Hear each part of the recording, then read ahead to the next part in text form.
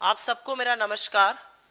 और इससे पहले कि मैं प्रेस वार्ता की शुरुआत करूं, आप ये वीडियो देखिए और उसके बाद इस मंच से एक इम्पॉर्टेंट स्टेटमेंट और आपके सवालों का जवाब दिया जाएगा।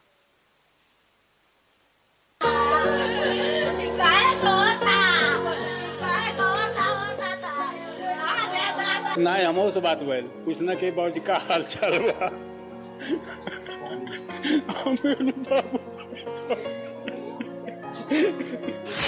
कि हमारा बच्चा चला गया, एक ही बच्चा लूंग थी वो हमारी।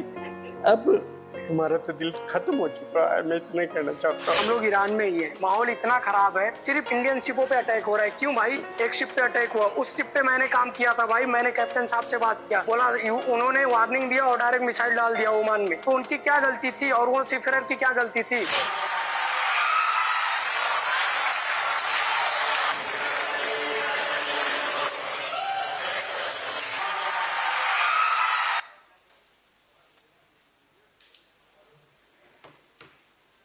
इस मंच से सर्वप्रथम तो मैं हिमाचल प्रदेश के डेक कैडेट आदित्य शर्मा जी, उत्तर प्रदेश के शिवानंद चौरसिया जी, आंध्र प्रदेश के चीफ इंजीनियर पटनाला सुरेश जी, उन 3 बहादुर भारतीय नाविकों को श्रद्धांजलि देती हूं जिनके जहाज पर ओमान में, और इससे पहले कि मैं प्रेस वार्ता की ओमान की खाड़ी में हमला करके अमेरिका ने उनकी क्रूर हत्या कर दी। हम पीड़ित परिवारों के साथ खड़े हैं और कांग्रेस पार्टी उनको न्याय दिलाने के लिए प्रतिबद्ध है। लेकिन आपने ये वीडियो देखा और ये वीडियो तमाम विडंबनाओं से भरा हुआ है। इस वीडियो में आपको शिवानंद चौरसिया की बिलखती हुई मां और रोते हुए पिता दिखते हैं। 9 महीने पहले उनकी ज्वाइनिंग हुई थी, ये पहली उनकी यात्रा थी, अंतिम बन गई। यही हाल आदित्य शर्मा के पिताजी का है। नाविक कह रहे हैं चुन चुनकर भारतीयों पर हमला किया जा रहा है, और इस देश के प्रधानमंत्री इस गर्मी से कोसों दूर फ्रांस में हाथ हिलाकर गलबैया करते हुए नृत्य का, गाने का, संगीत का आनंद ले रहे हैं। आपको पता है कि 11 जून को अमेरिका ने एमटी सेंटाबेलो जहाज पर हमला करके 3 भारतीय नाविकों की क्रूर हत्या की, जिनका नाम अभी मैं आपको बता चुकी हूं, आदित्य शर्मा जी, शिवानंद चौरसिया जी और पटनाला सुरेश जी। जहाज पर हमला करते वक्त अमेरिका को पता था कि उसमें भारतीय नाविक सवार हैं, फिर भी उन्होंने बिना किसी डर के, बिना किसी डाउट के, बिना किसी संशय के, एक बार भी बिना हिचक के उन्होंने हमारे लोगों की क्रूर हत्या करी। अमेरिका लगातार नाविक जहाजों पर हमला कर रहा था। गल्फ ऑफ ओमान में ही 3 बार हमला किया, यह जानते हुए कि उन सारे जहाजों में मेजॉरिटी क्रू मेंबर्स भारतीय हैं, इंडियन हैं, और हमारा इस युद्ध से, खाड़ी के इस द्वंद्व से कोई लेना देना नहीं है। लेकिन हमारे लोगों की क्रूर हत्या, निर्मम हत्या करने का काम यह दुस्साहस अमेरिका ने किया। इस घटना से, इस हत्या से पूरे देश में गम का माहौल है। मैं वीडियो देख रही थी, दिल्ली शहर में ऑटो वाले अपने ऑटो से अमेरिका के झंडे उखाड़ रहे हैं और यह कह रहे हैं कि जो देश ऐसा हमारे लोगों के साथ करता है, हम उनके झंडे नहीं लगा सकते।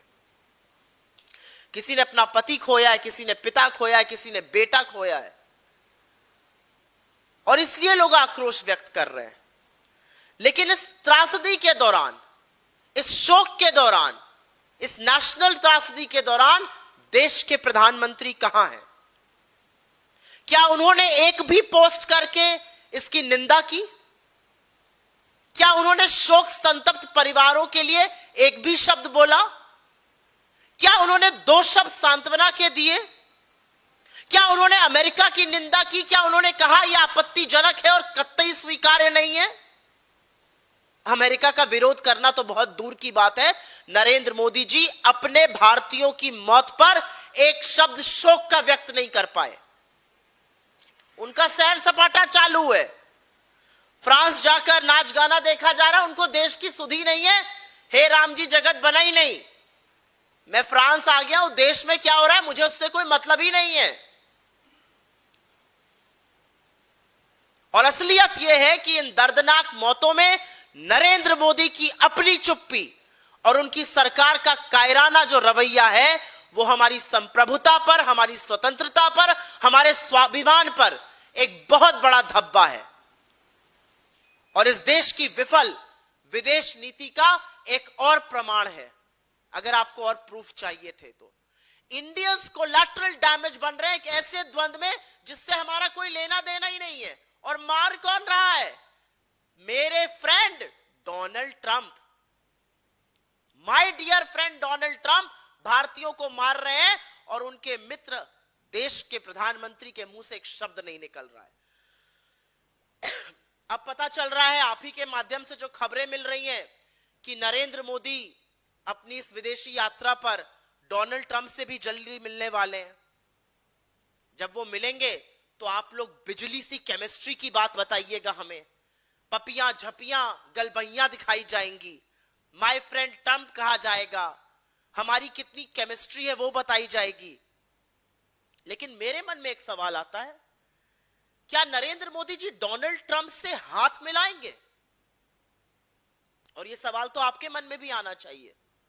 इसलिए आना चाहिए क्योंकि जब पहलगाम का नरसंहार हुआ था और उसके बाद जब भारत पाकिस्तान से मैच खेल रहा था और तो उसको जस्टिफाई करना था, तो भारतीय खिलाड़ियों ने पाकिस्तानी खिलाड़ियों से हाथ नहीं मिलाया था। तब पाकिस्तान हत्यारा था, आज अमेरिका हत्यारा है। क्या नरेंद्र मोदी डोनाल्ड ट्रंप से हाथ मिलाएंगे? क्योंकि डोनाल्ड ट्रंप की सेना ने हमारे लोगों की हत्या की है। और हमारे देश ने क्या किया? क्या हमने किसी भी इंटरनेशनल फोरम पर कहा कि इस मामले की पूरी जांच हो? जांच तो छोड़िए, क्या हमने सार्वजनिक रूप से कड़े शब्दों में कहा कि अमेरिका ने यह गलत किया है? क्या हमने यह कहा कि अमेरिका ने तमाम चीजों का उल्लंघन किया है? उस उल्लंघन में जेनेवा कन्वेंशन शामिल है, उस उल्लंघन में यूएन चार्टर का आर्टिकल 38 शामिल है। क्या हमने इस देश को आश्वासन दिया कि ऐसी हत्याएं दोबारा नहीं होंगी? नरेंद्र मोदी की सरकार ऐसा कुछ नहीं कर पाई। बड़ी दबी जबान में सकुचाते हुए, किंतु परंतु अपितु लगाते हुए विदेश मंत्री जयशंकर ने 13 जून को अमेरिकी चार्ज दी अफेयर्स को तलब किया गया, जो कोई बहुत बड़ी बात नहीं है, ये रूटीन डिप्लोमेटिक एक्सरसाइज होती है।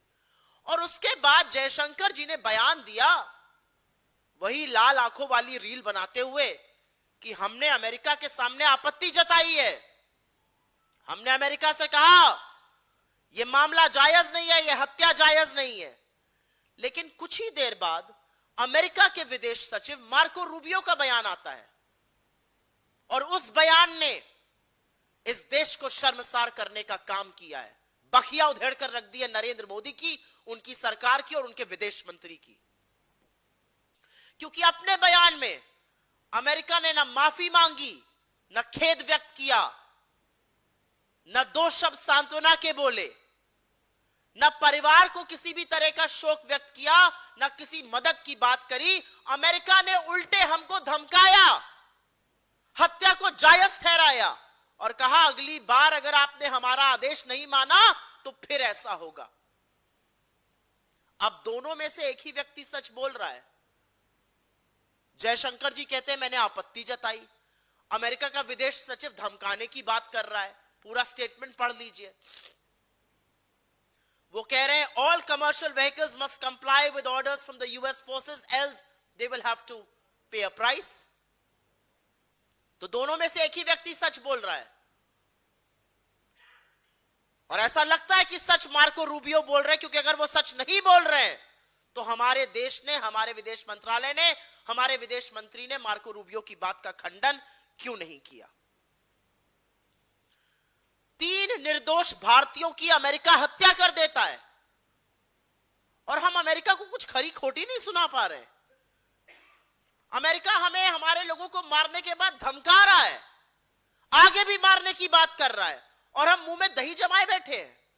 अमेरिका आता है, हत्या करता है, अटैक करता है और चला जाता है, ना रेस्क्यू करता है, ना सर्च करता है।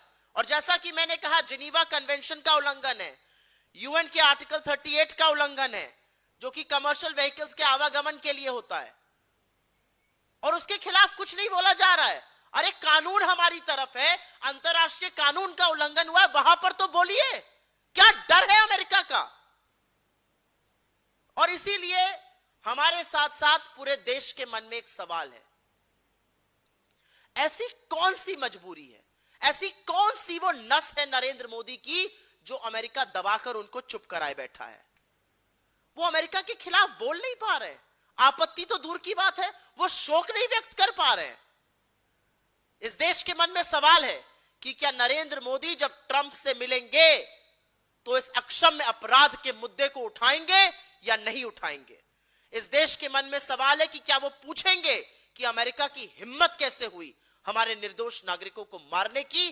क्या वो पूछेंगे कि मार्को रूबियो की हिम्मत कैसे हुई ये कहने की, हमें धमकाने की? राहुल गांधी बिल्कुल सही कहते हैं कि बजाय भारत की संप्रभुता, हमारी स्वतंत्रता, हमारी इज्जत का सम्मान करने के, एक कॉम्प्रोमाइज प्रधानमंत्री ने अमेरिका के आदेशों का एक आज्ञाकारी नौकर, एक सेवक की तरह पालन करना ज्यादा उचित समझा।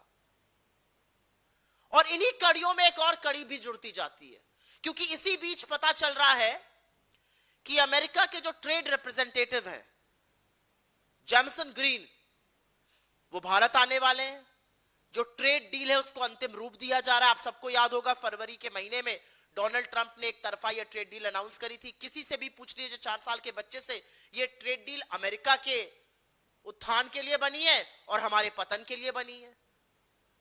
मार्को रूबियो आए, उन्होंने कहा $500 बिलियन का सामान इंडिया खरीदेगा। हमारे वालों ने चूं नहीं करी। अरे भाई, क्यों खरीदेंगे आपका सामान? हमारे उद्योग का क्या होगा? हमारे किसानों का क्या होगा?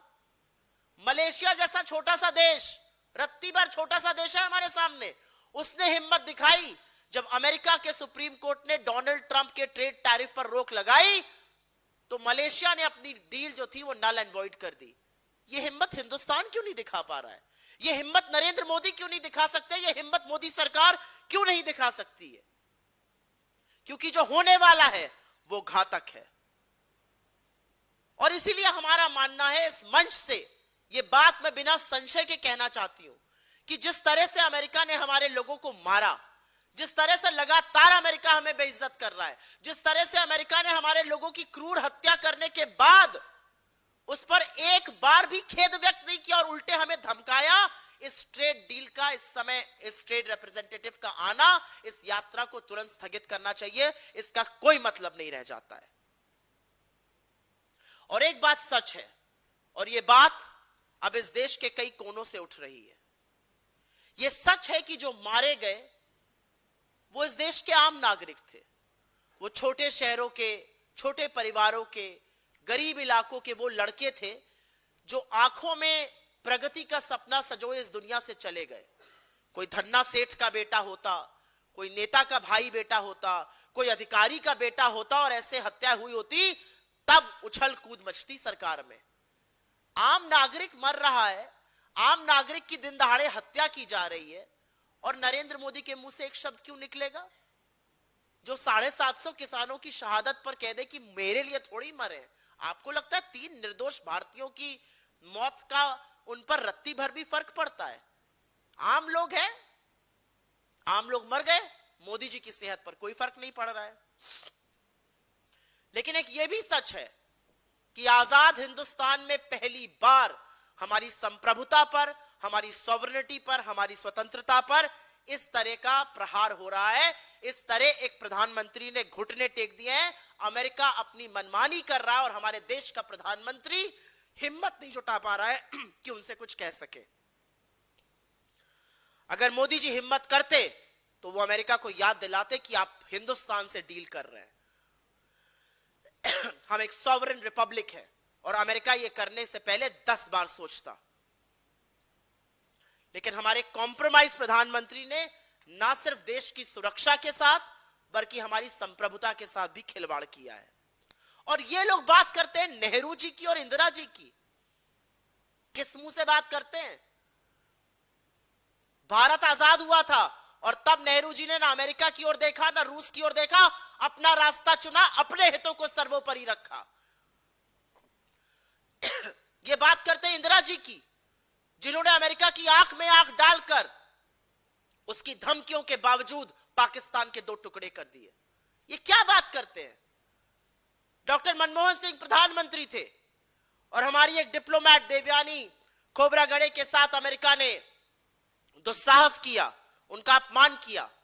डॉक्टर साहब को वक्त नहीं लगा, उन्होंने तुरंत सिक्योरिटी विथड्रॉ करी अमेरिकन एम्बेसी से और साफ साफ शब्दों में संकेत दिया कि यह किसी भी तरह माना नहीं जाएगा।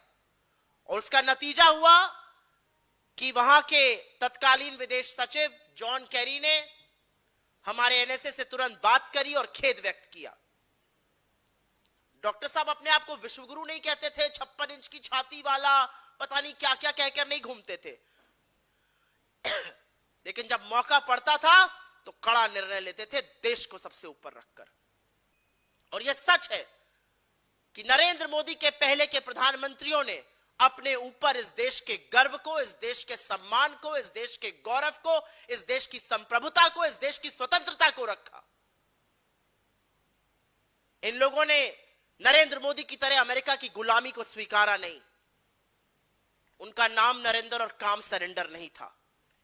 कांग्रेस पार्टी की इस मंच से मांग है कि प्रधानमंत्री मोदी को अपनी चुप्पी तोड़नी चाहिए, राष्ट्र को संबोधित करना चाहिए, शोक व्यक्त करना चाहिए, उन परिवारों से बात करनी चाहिए जिन्होंने अपनों को खो दिया है। हमारी मांग है कि मोदी सरकार अमेरिका के सामने अपनी कड़ी आपत्ति जताए, उनसे माफी मांगने को कहे और अगर जरूरी है तो हर वो डिप्लोमेटिक तरीका इस्तेमाल करे जिससे अमेरिका ने जिन जिन नियमों का उल्लंघन करके हमारे लोगों की क्रूर हत्या की है उसका सबक उसको मिले। हमारी मांग है कि समुद्र प्रोटोकॉल में, सुरक्षा प्रोटोकॉल में जो जो भारतीय जोखिम भरा काम कर रहे हैं उनकी सुरक्षा की समीक्षा की जाए और जहां पर भी संभव हो लोगों को अगर जरूरत पड़े तो देश वापस लाया जाए। मैं पुनः कहना चाहती हूं, हम उस देश के वासी हैं जहां पर एक कमर्शियल शिप के कैप्टन को गुहार लगानी पड़ रही है क्योंकि हिंदुस्तान के एक नाविक की मौत हो गई और उसका शव सड़ रहा था। जब हाहाकार मचा, जब वो वीडियो हर जगह फैला, तब कार्रवाई उनको वापस लाने की शुरू हुई। कांग्रेस पार्टी आदित्य शर्मा जी, शिवानंद चौरसिया जी और पटनाला जी के शोक संतप्त परिवारों के साथ खड़ी है। हम भारत के साहसी नाविक समुदाय के साथ खड़े हैं और हमारा मानना है कि नरेंद्र मोदी जितनी देर और चुप रहेंगे उतना इस देश की संप्रभुता का, उतना इस देश के गौरव का, उतना इस देश की स्वतंत्रता का अपमान करते रहेंगे। नरेंद्र मोदी को चुप्पी तोड़नी चाहिए। आप इस देश के प्रधानमंत्री हैं। आप पर्यटन करने वाले, हाथ हिलाने वाले, नाच गाना देखने वाले, वहां पर जाकर भ्रमण करने वाले, गलबैया करने वाले, पप्पी झप्पी करने वाले आदमी नहीं। आप इस 145 करोड़ देश के लोगों के प्रधानमंत्री हैं। जब देश पर संकट आया है तो आपको बोलना पड़ेगा। I will very briefly make the same remark in English. And from this very platform, before I say anything, we have already played the video in which you have seen families, bereaved families of those who have lost their lives when a ship was attacked in Oman by America. And in contrast, you see a prime minister who cared two hoots. He just doesn't seem to care. He just wants to look the other way. The reality is that Narendra Modi is in France. He is watching Indians sing and dance. He is enjoying the company of the French president. He is enjoying the hospitality. He just doesn't seem to care. On the 11th of June, and America has been consistently attacking commercial ships. But on the 11th of June, when it attacked the ship, it killed MT Setabello. It killed 3 of our brave hearts. Deck Cadet Aditya Sharma from Himachal Pradesh, Engine Fitter Shivanand Chaurasia from Uttar Pradesh, and Chief Engineer Patnala Suresh from Andhra Pradesh. The reality is that America has been repeatedly attacking these vessels. America knew very well before it made the attack that there were Indian crew members on most of those vessels. But it just doesn't care. It went ahead and killed those people despite knowing that there were Indians on board. The entire country is in mourning. People are seething with anger. And yet, 4 days after it has happened, the Prime Minister has not spoken a word. The Prime Minister has not made a single statement, not a word of condolence, not a word of remorse, not a message of sympathy to the families of the bereaved. Forget about berating America, forget about calling out America, forget about registering our strongest protest. He has not even reached out to fellow Indians who have been killed by Americans and whose families are facing a tough time and are finding it uncomfortable to bear that loss. But Narendra Modi's silence and his government's cowardly response is nothing but complicity with America that has killed our people. We are given to understand that on his foreign trip, Narendra Modi is likely to meet the United States President, Donald Trump, whom he very proudly calls his friend. What is your friendship worth if Trump's military is killing our people? We will be told of electrical chemistry. We will be seeing forced hugs. We will see a hee kiki kiki, laughing for no reason Prime Minister very soon. But there are questions that plague the minds of Indians. And question number one is, will Narendra Modi shake Donald Trump's hand? And I will tell you why I asked that question. Because after the massacre in Pahalgam, when Narendra Modi gave India the permission to play Pakistan in the cricket matches, our team did not shake hands with Pakistan. Pakistan was the perpetrator of crime then. The perpetrator of crime, the killer, the murderer this time is America. Will Narendra Modi shake hands with Donald Trump? That's the question. Will Narendra Modi raise the issue of the killing of innocent Indian civilians with Donald Trump? Will Narendra Modi register the protest that many of us in India feel? Because the reality is that after that attack, a very customarily diplomatic action was taken. The charge d'affaires of the United States was called, after which a very feeble response came from our Foreign Minister S. Jaishankar, who said he had registered his protest before America and he had said the killing of our soldiers was illegal and illegitimate. But soon after, the statement was made by the US Secretary of State, Marco Rubio, in which America, forget about condolence, forget about sympathy, forget about remorse, actually threatened us and said if we continue to disobey America, we will have to face the consequences. They actually legitimized, they justified the killing of Indian citizens. So one of the two is lying, and it looks like Jaishankar is. Because if Marco Rubio is lying, 24 hours have passed, why has the foreign ministry or the minister not lodged a single protest that this is a wrong statement that has come? The reality is, when the Prime Minister meets Donald Trump, Indians will be wondering, can the Prime Minister muster up the courage? Can he gather the courage to stand up for India once? Because what plagues our minds is, what is it that America blackmails Narendra Modi with? What is it that Narendra Modi is so scared of? How is it that Prime Minister Narendra Modi cannot speak a word against America? How is it that the Prime Minister cannot offer a word of condolence for his own people? What is he being threatened with? Why is he so compromised? What is he being blackmailed with? Because quite clearly, within a few days, the US Trade Representative Jamson Green will be in the country. And the reality is that in February 2026, Donald Trump had announced a one-sided trade deal which was detrimental to India, extremely beneficial for the United States. And the Indian government under Modi completely complied with it. A country as small as Malaysia, 1/10 of our size, registered protest, and when the US Supreme Court banned Trump's tariff, they declared their deal null and void. Why are we not declaring our deal null and void?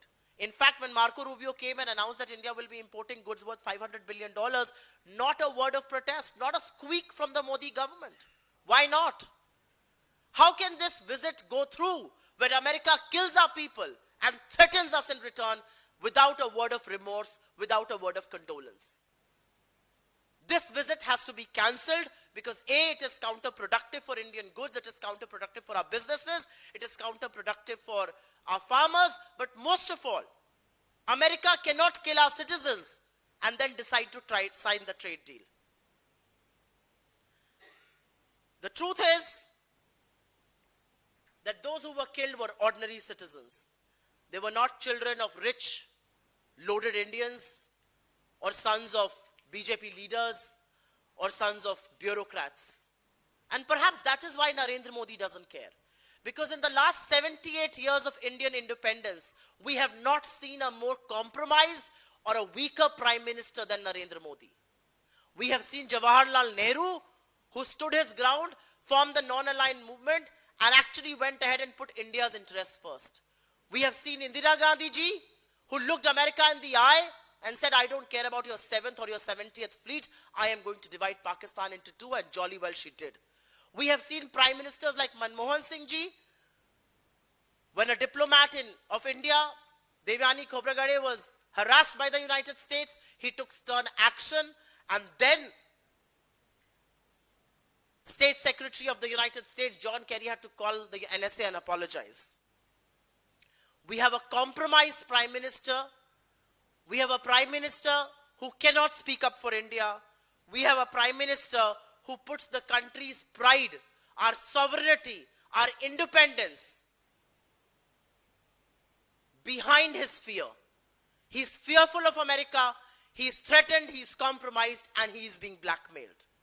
And which is why Narendra Modi has to answer some of the questions. From this very platform, the Congress party demands that the Prime Minister breaks his silence, puts out a message of sympathy and of condolence to the bereaved families, raises the reckless, the brutal killings of Indians with Donald Trump when he meets them, also raises the brazen attitude of America after killing our people, who has, instead of remorse, actually threatened us. And if necessary, all diplomatic action should be taken to ensure America pays a price for breaching the Geneva Convention, for breaching the 38th Charter of the UN, and for breaching every law in the land. Because America attacked, did not do the rescue operation, did not do the search, and just went away, jolly well knowing there were Indians on board on those vessels.